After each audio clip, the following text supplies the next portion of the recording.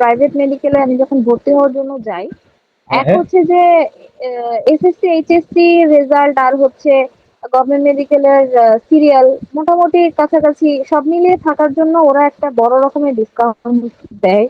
এটা আর কি খানিকটা আমাদের এত খরচ আমরা এত কমায় রাখলাম, বিষয়টা এরকম। আচ্ছা, আচ্ছা। মানে অনেক ওয়েভার খুবই ছিল বার্গেইন আরকি। টাইপের। হ্যাঁ, হ্যাঁ। তো ওয়েভার ছিল। বর্তমানে যেটা ফিক্সড হয়ে গেছে সেটা হচ্ছে বিএমডিসি থেকে ফিক্স করে দেওয়া ম্যাক্সিমাম প্রাইভেট মেডিকেলের যেটা প্রায় 22 লক্ষ টাকা ওদেরকে আগে দিতে হবে। আগে দিতে হবে আবার এটাও বলা ভুল। অনেককে এই অপশনও দেয় যে আপনারা পুরো এমবিবিএস এর মধ্যে 22 লক্ষ টাকা পরিশোধ মানে করবেন। ভেঙে, ভেঙে হ্যাঁ? আরকি দেওয়ার ব্যাপারটা, হ্যাঁ। হ্যাঁ, হ্যাঁ, ইনস্টলমেন্টে, হ্যাঁ, হ্যাঁ, পুরো বুঝতে পারছি। এমবিবিএস এর হ্যাঁ, হ্যাঁ। ইনস্টলমেন্ট কাইন্ড অফ ওরকম। আবার মাসে বেতন আছে প্রায় ৯,০০০ বা ১০,০০০ টাকা করে প্রতি মান্থলি। মাসে। হ্যাঁ। আবার এখনকার কথা বলছি এটা, হ্যাঁ? আমারটা আমি বলতেছি একটু পরে। আর এখন হচ্ছে সেশন ফি দেওয়া লাগে বাৎসরিক ৪০ থেকে ৫০,০০০ টাকা। হ্যাঁ? ও আচ্ছা, আচ্ছা। এটা কিন্তু ওই ২২ লাখের বাইরে। ঠিক আছে? টোটাল হ্যাঁ। পড়াশোনাটা কি ৪ বছরের জেনারেলি, তাই না? নাকি ৫ না, বছর? আমাদের ৫ বছরে এবং ইন্টার্নশিপ ১ বছর, মোট ৬ বছর। মোট ৬ বছর। এর মানে তুই এখানে ৬ বছর স্টাডি করার পরে দেন এই এটা আসছে আরকি। তো হ্যাঁ, এবার হ্যাঁ, তোর হ্যাঁ। খবর আমরা তো জানি। তোর আমার আসলে কত খরচ ছিল? হ্যাঁ। আচ্ছা, আমার আমার যেটা ছিল সেটা হচ্ছে যে তখন আমাদের মেডিকেলও ১ম দিকে ওরা এতটা কস্ট রাখে নাই শুরুতেই। হু, হু।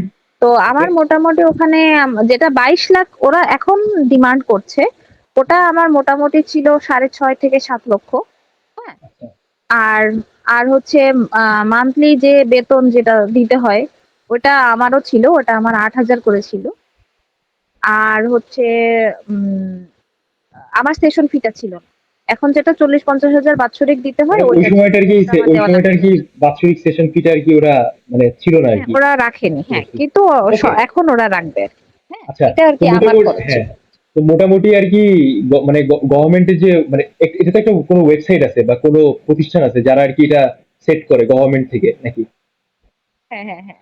আচ্ছা, সো মোটামুটি আমরা ট্রাই করব ডেসক্রিপশন বক্সে এই বিষয়ে দিয়ে দাও, আপনারা সেখান থেকে গিয়ে দেখে নেবেন। যারা উঠতি স্টুডেন্ট আছেন বা যারা এইচএসসি এক্সাম দেওয়ার পর ভাবছেন মনে মনে বায়োলজিতে ভালো প্রাইভেট ইউনিভার্সিটিতে থেকে পড়তে যাচ্ছেন, তার থেকে ভালো মেডিকেলে পড়বেন। আর সুন্দর একটা ক্যারিয়ার করতে যাচ্ছেন, হয়তোবা পিএইচডি, ডক্টরেট ডিগ্রি যাই হোক আদার্স বিষয়ে। সো ওরকম ব্যাপার। আমি তো এটা মোটামুটি ছোট্ট এগুলো। ইনফরমেশন দিতে চাই। হ্যাঁ, হ্যাঁ। সেটা হচ্ছে যে প্রত্যেক মেডিকেলেই একটা কোটা থাকে। হ্যাঁ?